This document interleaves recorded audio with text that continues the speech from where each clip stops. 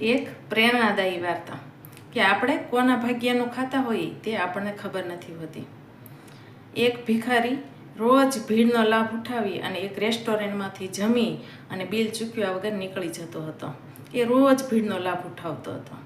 ત્યાં નિયમિત એ રેસ્ટોરન્ટમાં જમવા આવતા ગ્રાહકોને આ જાણ હતી, તો એમાંથી ઘણા ગ્રાહકોએ માલિકને પણ વાત કરેલી કે એક ભિખારી રોજ આ ભીડનો લાભ લે છે, જમવા આવે છે, જમી અને બિલ ચૂકવ્યા વગર નીકળી જાય છે.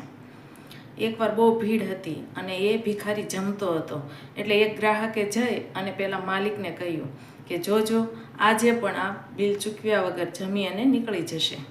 ત્યારે પેલા માલિકે એ ગ્રાહકને કહ્યું કે તમે પહેલાં એને શાંતિથી જમી લેવા દો, હું જાણું છું અને પછી હું તમને વાત કરું.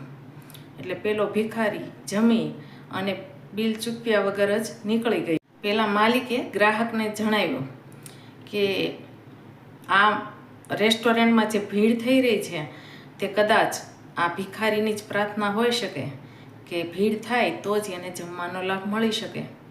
શું ખબર તેની જ પ્રાર્થના થકી મારી રેસ્ટોરન્ટમાં આટલી બધી ભીડ થતી હોય છે.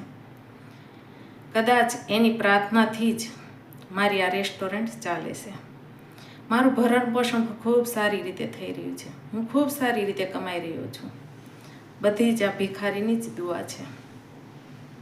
આ વાત પરથી કહેવાનું તાત્પર્ય એટલું જ કે કોણ કોના ભાગ્યનું ખાઈ રહ્યું છે એ કોને ખબર. ખરું ને? સુનીતાના સૌને જય શ્રી કૃષ્ણ.